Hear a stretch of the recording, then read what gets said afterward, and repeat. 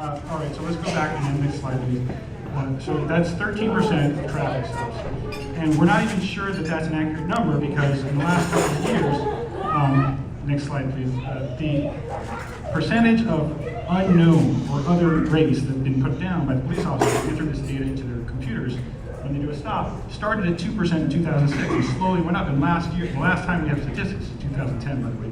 The new ones are coming out next month, I understand. But it's gone up slowly. Now 28% of the entries are unknown. And I'll let you speculate why an officer might not want to write down the race of the person they stopped. I'm not going to assign anything to it, but I have my suspicions. All right, next slide, please. So again, 13% of stops, and they say that at nighttime, that's when the traffic stops more traffic stops are made of African Americans because they can't see who's driving. It may have to do with driving patterns and whatnot. All right, well, let's give the police that. Next slide, please. Why then are the pedestrian stops 23%? The number of stops. Because I know it's overcast here a lot, but I think that's not really an excuse for why you can't see the race of the person on a bicycle or on foot. So that's a kind of alarming figure. That's 4 times the average, the representation in the population of African Americans. Next slide, please. Shootings and deaths, the most serious action a police officer can take. And this includes shootings where people didn't get hit with a bullet, where they got wounded, where they got killed, and deaths in custody. 25% of those cases in Portland, or 4 times the representation of African Americans in the population, happen to African Americans. Next slide, please. And overall, people of color, 33%, in a city that's 76% white, are the subject of police shootings and deaths in custody. Next slide.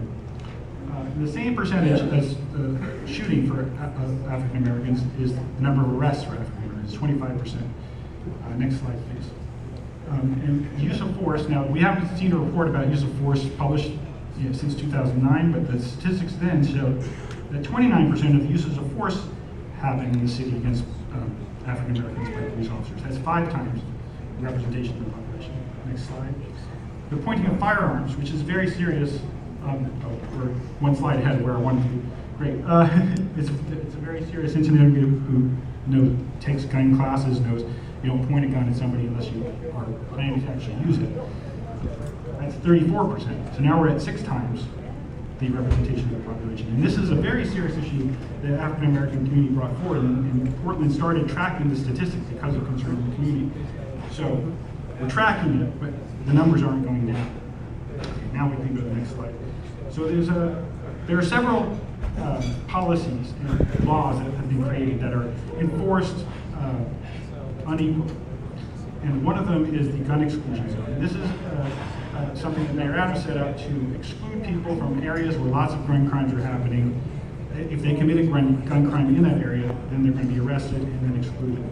So the arrests in those areas are 52% African Americans, according to a report that went to council last year. And now this slide. The people excluded from those areas, 86% African American. And I asked the oversight committee, why do you think that's happening? They said, oh, well, we started in neighborhoods that are mostly African American. I said, there is not a single neighborhood in this city that's 86% African American. I'm sorry. So again, something to look at. In previous years, there was something called drug-free zones downtown, where it's sort of similar to the gun exclusion zones, where if you're arrested for a drug crime, the police could then exclude you from the area. And Mayor Potter put an end to that because 55% of the people being excluded during that era were African American. He felt that was being enforced in a racially biased way. So recently they started a new program similar that's called the Illegal Drug Impact Area.